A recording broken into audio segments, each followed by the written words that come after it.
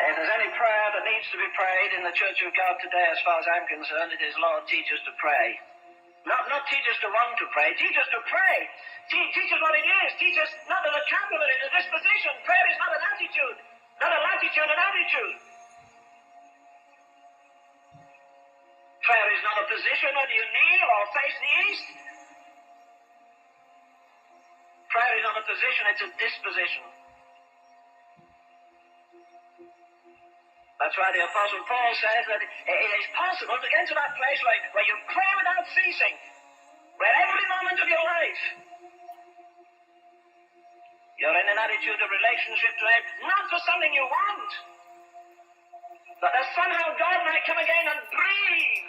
You see, the answer to America tonight is not in the White House, forget it. The answer to America is in God's house.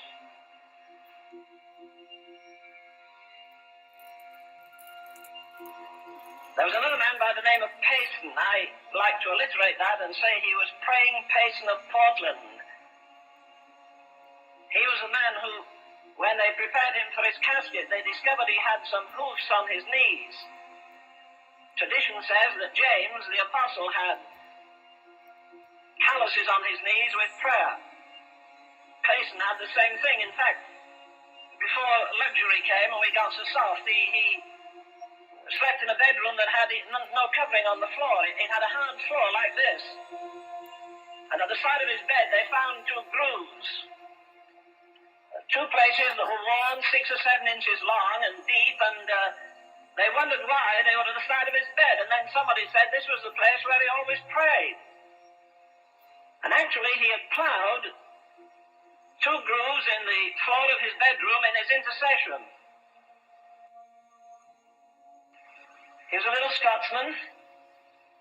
He lived a few miles north of Chicago on the border of the lake, and I got to see him for about 10 minutes. He began to thank me for the books I'd written, particularly on prayer, and I hushed him and said, no, the honor is the other way. I'm honored to see you. Well, they carried him out of his little house on the 9th of February this year, and would you believe it, it was the first time he'd been out of the house in 12 and a half years. Never been out of the door of his own house in 12 and a half years. Never been to bed one night for 30 years. This isn't back in Finney's day or in the days of when they were breaking the frontier here. This is in our day, in your day, in my day. Just a few months ago. Of course, they didn't put his picture on the front of Time magazine. If they did, I'd have objected to it anyhow.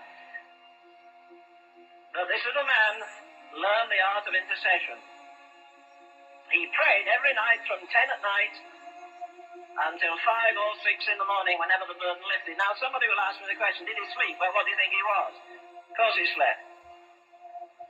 But he learned to do what the hymn writer says in that hymn, work for the night is coming, give every flying minute something to keep in store.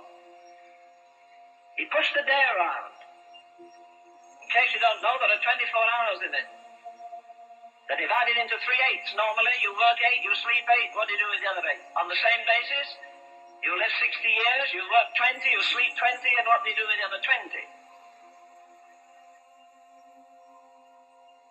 One of the hymn writers says, I often say my prayers, but do I ever pray?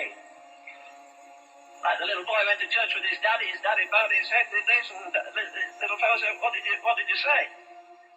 Shut up.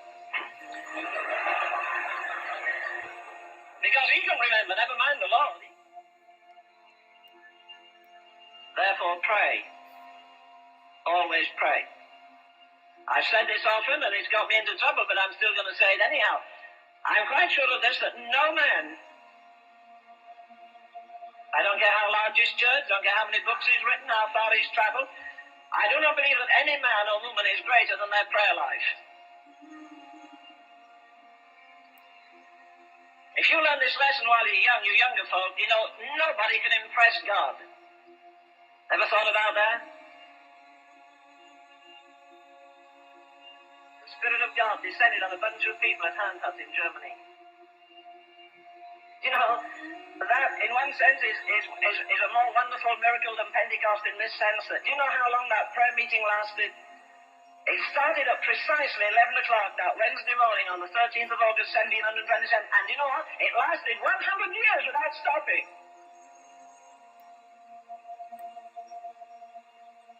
That prayer room was never empty for 100 years. Little boys and girls, 7 and 8 years of age, would groan and travail in birth for revival. Don't go out and say like people say, well, I made up my mind I'm going to pray 4 hours a day after this. Why don't you make your mind up you're running the Olympics tomorrow? There was much chance. You don't change overnight. We approximate to it. We get our muscles stronger and stronger in the place of prayer. You get to the place where you'd rather sweat, you'd rather weep in His presence than laugh in anybody else's presence. You'd rather God whisper a secret into your heart that breaks you. And somebody give you the prizes that all the world covets. I don't think I ever go to a prayer meeting, Lord. I pray one simple prayer amongst others. And that is, Lord, teach us to pray.